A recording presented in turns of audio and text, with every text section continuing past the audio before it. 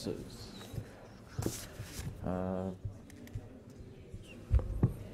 Government business order of the day number 2, Telecommunications Legislation Amendment, Competition Consumer Bill 2018 and related bill, resumption of second reading debate. Senator Watt. Thank you, Mr President. I recall this deeply informed speech that I was giving the other night for 4 minutes, or closer to 6 by the look of it. So I'm very happy to continue my remarks on this bill, which is the Telecommunications Regional Broadband Scheme Charge Bill 2017. And as I recall, the points that I was making, I was reflecting last time on the great distress that so many regional Queenslanders in particular have experienced at the poor rollout of the NBN under the Turnbull government.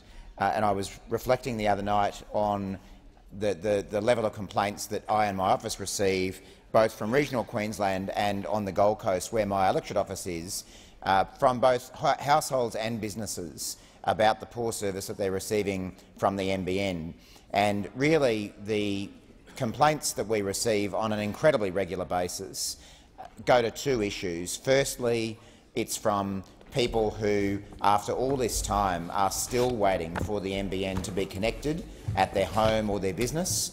And the second type of complaints that we receive on an all too regular basis are from people who have the NBN, but the service that they receive is extremely poor.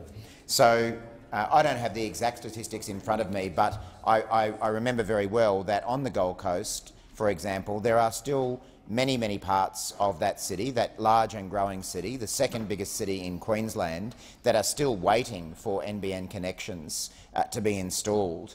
And when you get around the Gold Coast and talk to people about this, it's having a really big impact on their business competitiveness, and also from a household perspective, it indeed continues to affect businesses there because of the large number of home-based businesses on the Gold Coast. But also it's as simple as children being able to do assignments, their homework for school, for university students to be able to submit assignments.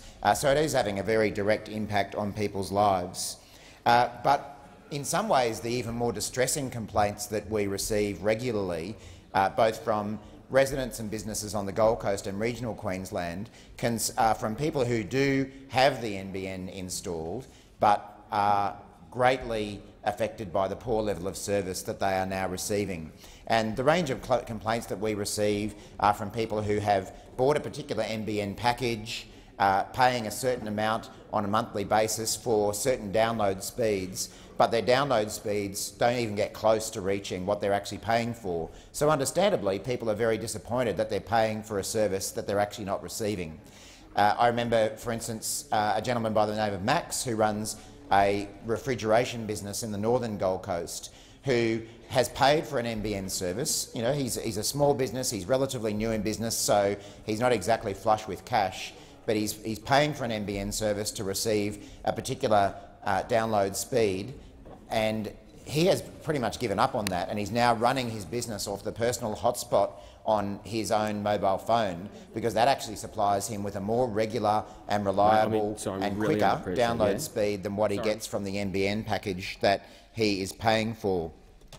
I remember a few months ago, when it comes to regional Queensland, spending some time in central Queensland, particularly in Rockhampton, and I hosted a roundtable about the NBN with our Shadow Minister for Regional Communications, Senator Watt, you'll be in continuation again.